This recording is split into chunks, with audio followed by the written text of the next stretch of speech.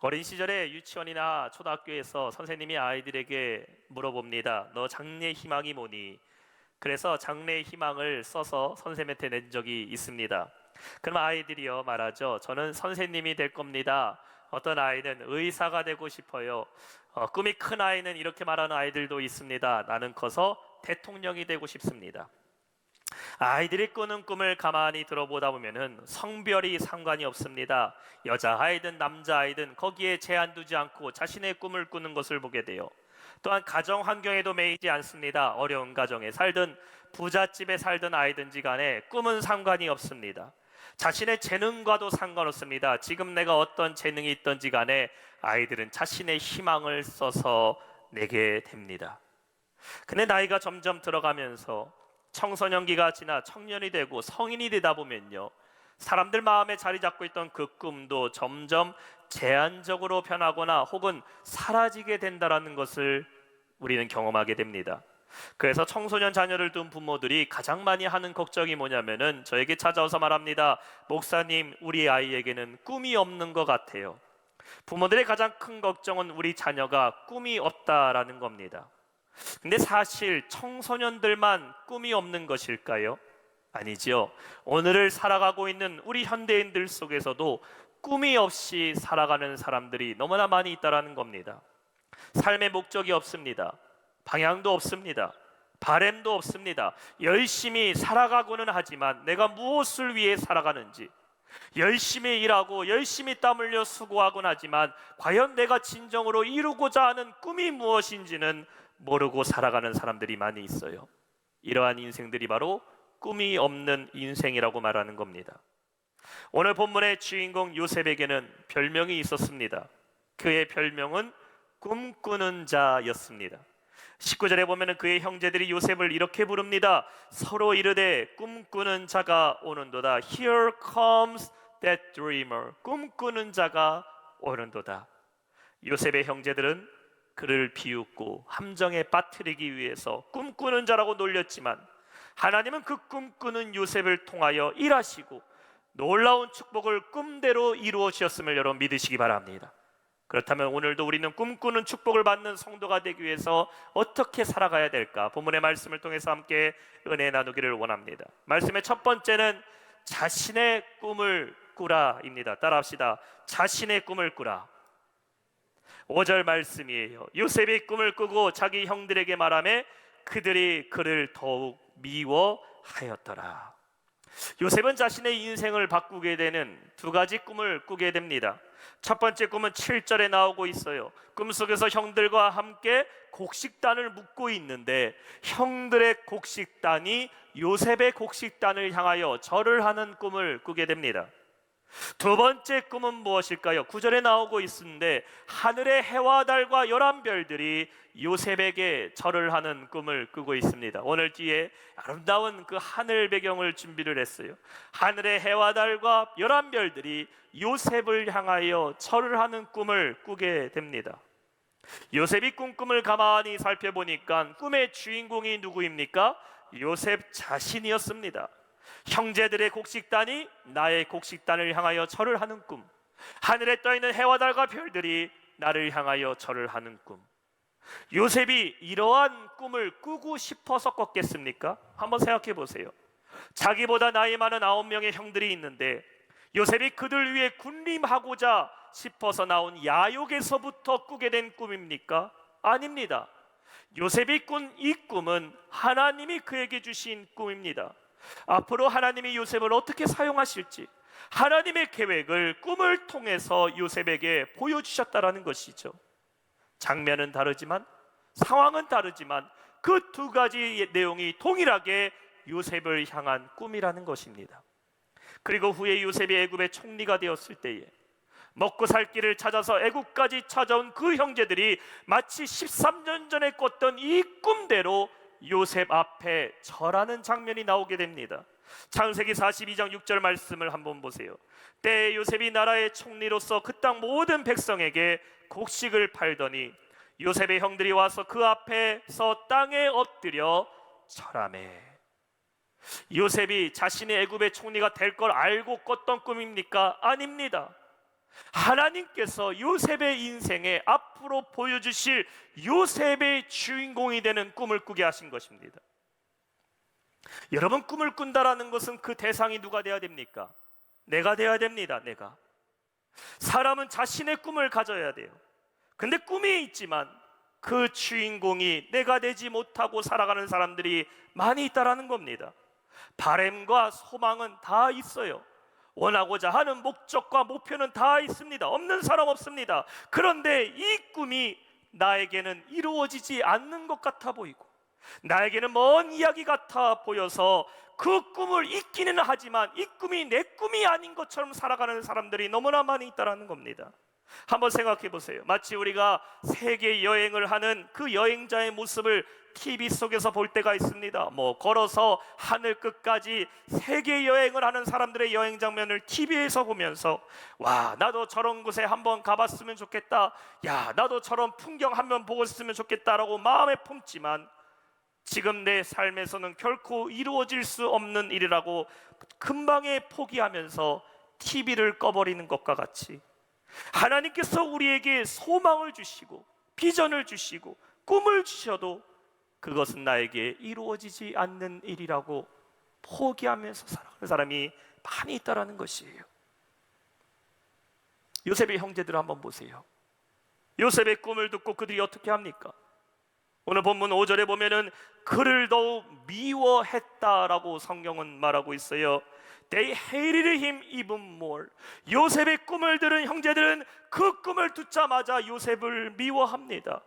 왜 형제들은 요셉의 꿈을 듣고서 미워하긴 하면서 자신들의 꿈은 꾸지 못합니까? 꿈은 말 그대로 꿈 아닙니까?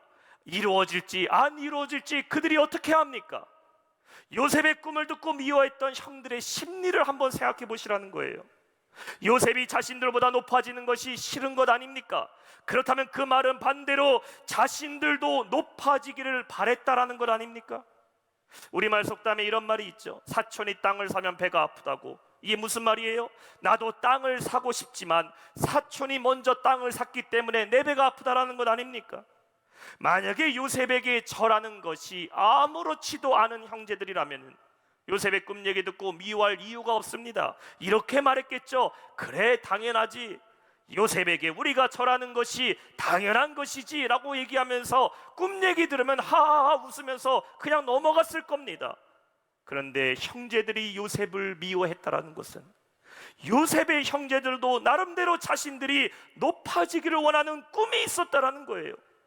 그런데 왜 그들은 자신들의 꿈을 꾸지 못하고 요셉의 꿈을 시기하며 마치 그 꿈이 진짜 지금 이루어진 것 마냥 요셉을 미워하고 있다라는 겁니다.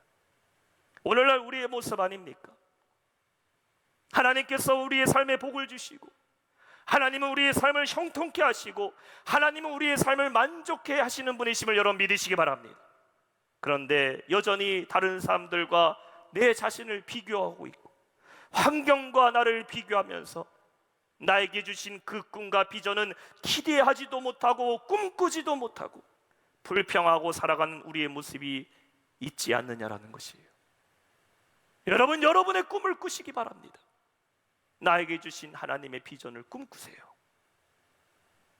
아직 다 꿈이 이루어진 것도 아닌데, 아직 다 하나님의 응답이 이루어진 것도 아닌데 벌써부터 나는 안 된다고 포기해버리고 낙심해버리고 옆에서 꿈을 이루기 위해서 열심히 달려가고 있는 사람, 그 사람들만 보고서 시기하고 있다면 남과 내 자신을 비교하는 것은 잘하지만 정작 자기 자신들의 꿈을 꾸지 못하는 요셉의 형제들의 모습이 우리의 모습과 같으면 안 된다는 겁니다. 하나님은 여러분에게 각자에게 주신 꿈과 비전이 있음을 여러분 믿으시기 바랍니다. 하나님이 나에게 주신 그 꿈을 내가 꿔야 돼요. 아브라함에게는 아브라함의 꿈이 있었고, 이삭에게는 이삭의 꿈이 있었고, 야곱에게는 야곱의 꿈이 있었고, 요셉에게는 요셉의 꿈이 있었고, 여러분에게는 여러분의 꿈이 있는 겁니다. 나는 나의 꿈을 꾸는 거예요. 고린도전서 2장 9절에는 말씀하고 있어요. 기록된 바 하나님이 자기를 사랑하는 자들을 위하여 예비하신 모든 것은 눈으로 보지 못하고 귀로 듣지 못하고 사람의 마음으로 생각하지도 못하였다 함과 같으니라. 사람들은 눈에 보는 걸 믿습니다. 귀에 들리는 걸 믿어요. 마음으로 생각하는 것만 꿈꿉니다. 그러나 하나님이 우리에게 예비하신 그 꿈은 때로는 보지도 못해요. 들어보지도 못했어요. 내 마음에는 상상도 못했지만 하나님 반드시 여러분에게 예비하신 그 꿈이 있음을 여러분 믿으시기 바랍니다. 그걸 품어야 돼요. 아이들에게 장래 희망을 기록해서 내라 그럴 때는 장래 희망은 컨닝하는 게 아닙니다. 장래 희망은 도움받는 게 아니에요. 선생님, 장래 희망이 뭔가요? 나의 꿈은 무엇인가요? 물어보는 아이는 어리석은 아이죠. 장래 희망은 나의 꿈을 기록하는 것이에요. 나의 꿈을 꾸는 겁니다. 하나님께서 여러분 각자에게 주신 꿈이 있어요. 하나님께서 저에게 주신 꿈이 있어요. 우리 교회에게 주신 꿈이 있어요. 하나님께서 여러분의 가정에게 주신 꿈이 있고 내 자녀에게 주신 꿈이 있고 여러분의 인생의 사업장의 일터에 하나님이 주신 꿈, 그 꿈을 꾸는 우리 모두 영락의 성도 되시기를 주님의 이름으로 축원합니다. 두 번째, 꿈을 선포하라입니다. 우리 한번 6절 말씀 한 목소리 읽어볼까요? 시작. 요셉이 그들에게 이르되 2002년도 우리나라 월드컵 응원 문구를 여러분 기억하세요? 2002년도에 월드컵이 열렸을 때에 우리나라 빨간 티셔츠 입고서요 응원할 때 큰 문구 있었습니다. 문구가 꿈은 이루어진다라는 문구였죠. Dreams come true. 꿈은 이루어진다. 그때 우리나라 국가대표팀을 이끌고 이 4강까지 이끌어갔던 히딩크 감독이 했던 여러 가지 명언들이 있습니다. 그 중에 히딩크 감독이 이런 말을 했었어요. 우리는 세계를 놀라게 할 것이다. Maybe we can surprise the world. 우리는 세계를 놀라게 할 것이다. 근데 히딩크 감독이 이 말을 했을 때가 우리나라가 막 경기에서 이겨서 8강, 16강 들어갔을 때 했던 말이 아닙니다. 이 월드컵이 열리기 3달 전에, 3달 전에 기자들과 모였을 때 히딩크 감독이 이 말을 했어요. 우리는 세계를 놀라게 할 것이다.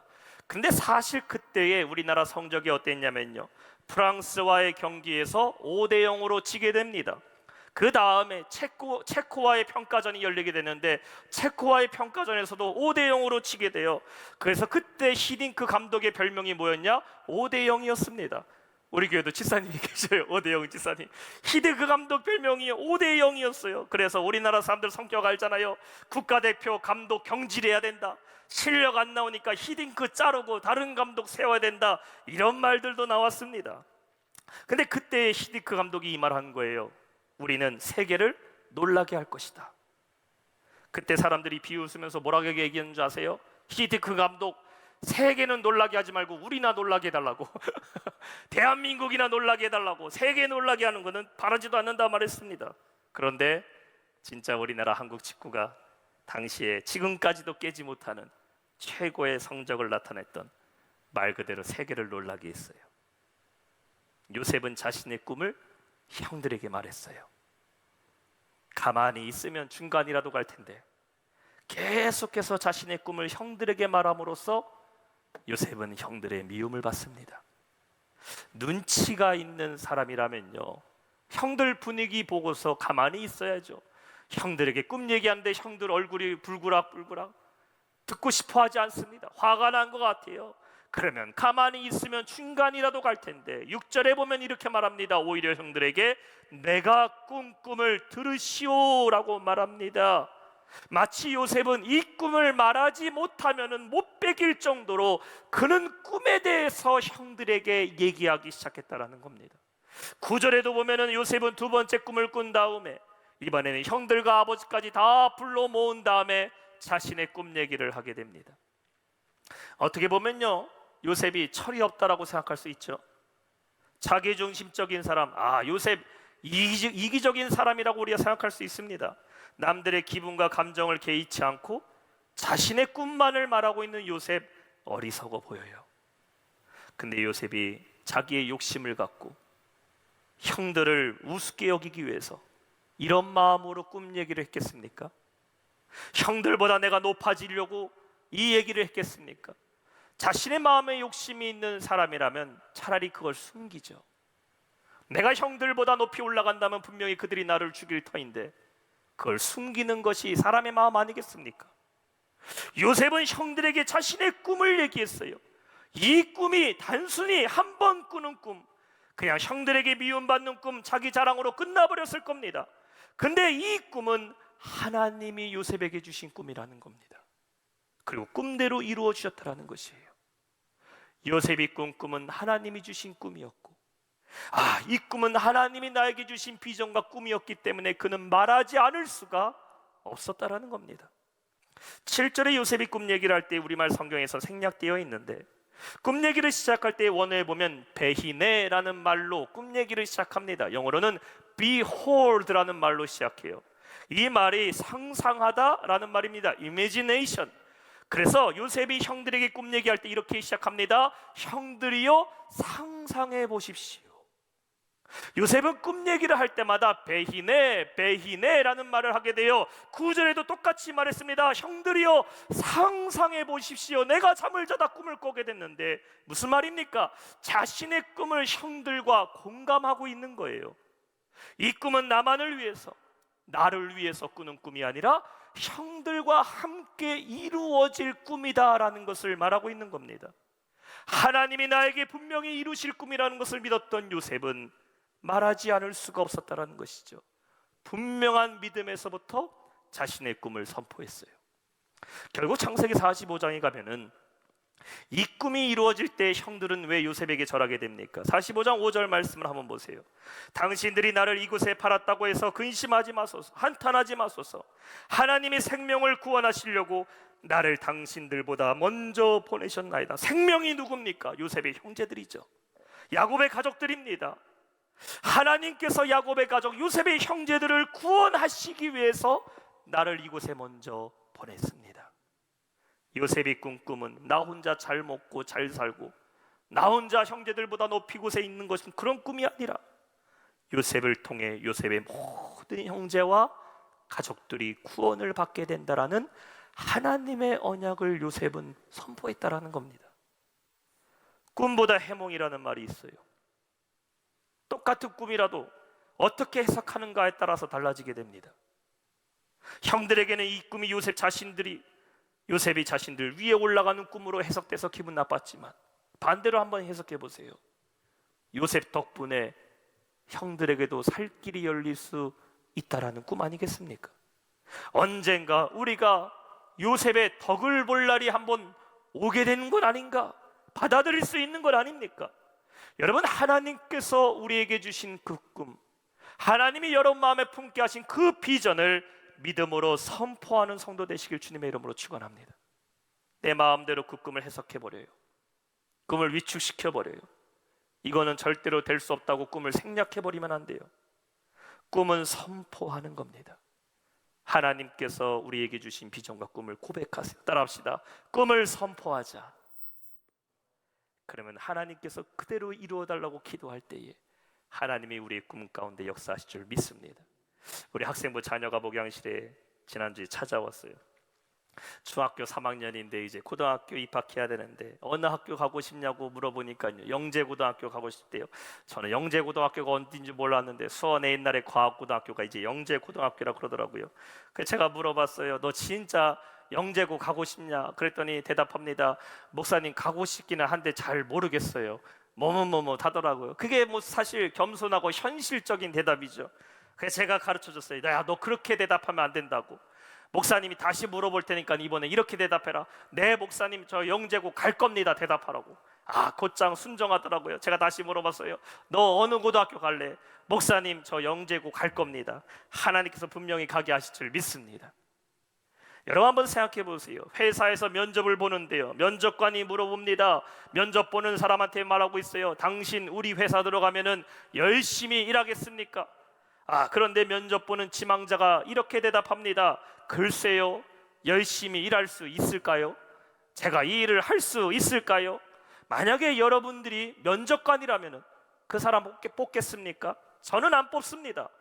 확신 가지고 다시 찾아오라고 얘기한 다음에요, 이 사람이 몇 주 지나서 다시 찾아와도 저는 그 사람 안 뽑을 겁니다. 확실히 마음 가운데 고백하는 사람을 선택하게 되죠. 하나님이 주신 꿈을 믿음으로 선포하시기를 축원합니다. 마음에 품은 뜻을 담대히 고백하세요. 분명히 사탄은 그 꿈을 싫어할 겁니다. 왜냐하면 사탄이 가장 싫어하는 것이 하나님의 자녀들이 복받는 거예요. 잘 되는 거예요. 요셉의 형들은 요셉을 시기했어요. 꿈 얘기를 할 때마다 요셉을 미워합니다. 그러나 요셉은 숨길 수가 없었어요. 왜냐하면 이것은 하나님이 나에게 주신 꿈이라는 것을 확신했기 때문입니다. 사랑하는 성도 여러분, 하나님이 여러분에게 주신 소망과 꿈이 있습니까? 내 인생에, 우리 가정에, 나의 자녀들에게 하나님께서 이루시고자 하는 꿈, 아니 하나님이 이루셔야만 되는 그런 꿈이 있습니까? 그 꿈을 담대히 고백하는 성도 되시기를 주님의 이름으로 축원합니다. 오늘 11절 말씀 볼까요? 37절 11절에 말합니다. 그의 형들은 시기하되 그의 아버지는 그 말을 간직해 두었더라.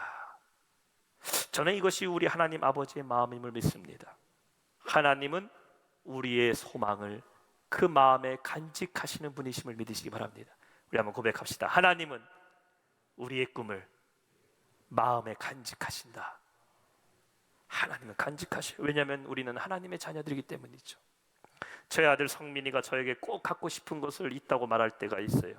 몇 번이고 아빠 나 이거 갖고 싶다고 이거 사달라고 그러면요, 아빠의 마음에 그 말을 간직해 둡니다. 그리고 그 꿈이 큰 게 아니라면 이루어질 수 있는 것이고, 내가 이거 아들에게 해줄 때에 내 아들이 해가 되지 않는 것이라면요, 어떻게 해서든지 들어주고 싶은 것이 아버지의 마음 아니겠습니까? 야고보서 1장 5절과 7절 말씀을 한번 보세요. 너희 중에 누구든지 지혜가 부족하거든 모든 사람에게 후히 주시고 꾸짖지 아니하시는 하나님께 구하라. 그리하면 주시리라. 오직 믿음으로 구하고 조금 더 의심하지 말라. 의심하는 자는 마치 바람에 밀려 요동하는 바닷물결 같으니 이런 사람은 무엇이든지 주께 얻기를 생각하지 말라. 믿음으로 구하고 의심하지 않고 선포할 때에 풍성하신 하나님, 우리의 꿈을 들어주실 줄 믿습니다. 꿈을 담대히 선포하며 꿈꾸는 축복을 받는 우리 모든 성도 되실 주님의 이름으로 축원합니다. 오늘 말씀의 마지막 세 번째, 꿈을 포기하지 말라 입니다. 따라합시다. 꿈을 포기하지 말자. 앤서니 라빈스의 내 안에 잠든 거인을 깨어라 라는 두꺼운 책이 있습니다. 이 책에서는 사람들이 꿈을 잃어버리게 되는 이유에 대해서 크게 두 가지로 이야기를 하고 있어요. 첫 번째, 사람들이 꿈을 잃어버린 이유는 좌절 때문에 꿈을 포기한다라는 겁니다. 꿈을 향하여 나아가다 보면요, 반드시 장애물을 만나게 되어 있어요. 그리고 이 장애물을 넘기 위해서 처음엔 나름대로 열심히 노력합니다. 그런데 그러다가 잘 안 될 경우가 있겠죠. 좌절하게 되고, 이 좌절이 반복되다 보면요, 사람들 안에는 꿈과 점점점 멀어지게 되고 현실과 타협하게 된다는 것이죠. 두 번째, 또 하나는 왜 꿈을 잃어버리는가? 눈앞에 있는 성공 때문에 앞으로 붙잡아야 될 꿈을 포기하게 된다라고 말합니다. 꿈을 향해 나아가다가 꿈과 상관없는 손쉬운 성공을 만날 때가 있어요.